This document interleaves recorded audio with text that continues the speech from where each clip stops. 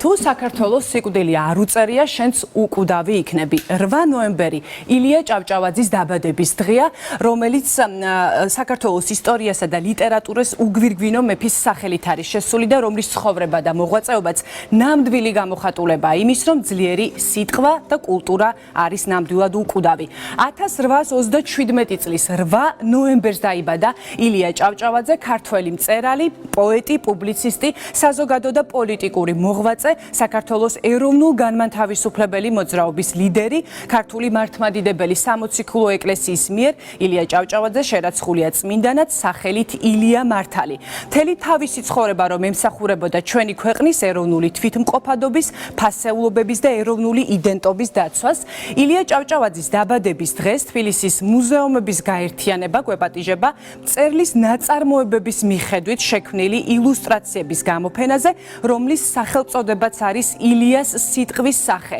ილია ჭავჭავაძე მუდმივად ახერხებდა, რომ თავისი ლიტერატურული და შემოქმედებითი გზის განვითარებას მისი ნაწარმოებების ილუსტრირება მხოლოდ გარდაცვალების შემდეგ 1914 წელს მოხერხდა, როცა ექიმმა მიხეილ გედევანიშვილმა ილია ჭავჭავაძის თხზულებათა პირველი ტომი გამოსცა.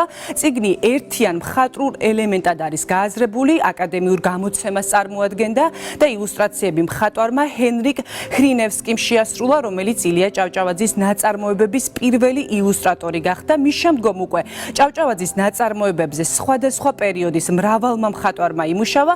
მათ შორის არიან ელენე ახვლედიანი, უჩა ჯაფარიძე, ვალერიან სიდამონ ერისთავი, ლადო გუდიაშვილი, ყუბანეიშვილი თეიმურაზი, მიხეილ გვაჯა, დავით გაბაშვილი, ასევე არის სამსონაძე, ზამბახიძე, რობერტ სტურუა და შეიძლება ითქვას, რომ ამ გამოფენაზე სწორედ წარმოდგენილია სხვადასხვა ცნობილი თუ ნაკლებად ცნობილი ავტორების მიერ შესრულებული ნამუშევრები.